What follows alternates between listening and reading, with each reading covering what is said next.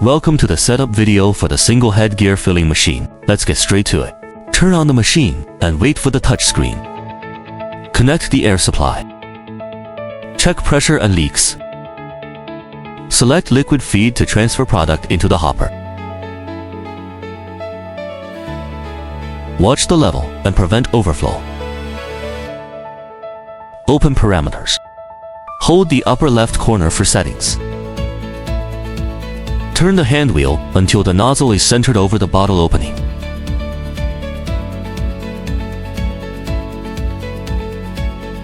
Set the clamp height. Test bottle clamp. Adjust both guide rails to the bottle width. Keep the bottle centered and free to move. Run conveyor. Check movement. The guide rails are set. Open auto and test bottle positioning. If delayed, adjust the bottle sensor. Position the sensor just below the bottleneck.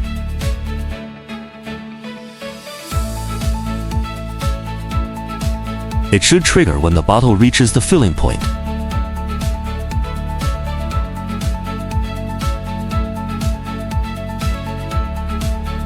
In parameters, change the conveyor stop delay from 0.2 to 0.25 seconds. To set the first lift position, open manual and jog the nozzle downward. Stop at about 1/3 of the bottle height. Set lift position 1 to 140. Return to manual and jog the nozzle upward to set the second lift position.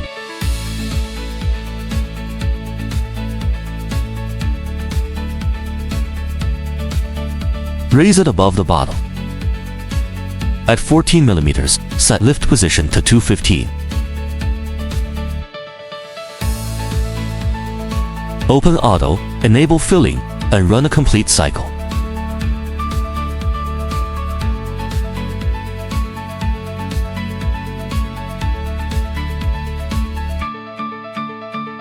Check movement.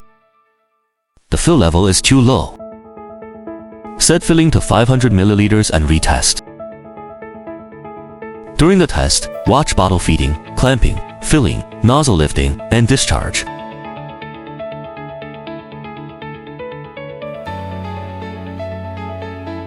The test is complete. Begin calibration. Set a 400 ml target and calibrate by weighing. In manual, run one fill cycle. Prepare the electronic scale for calibration. Place an empty bottle on the scale and press Tare. 402.1. Set actual volume to 402, then confirm.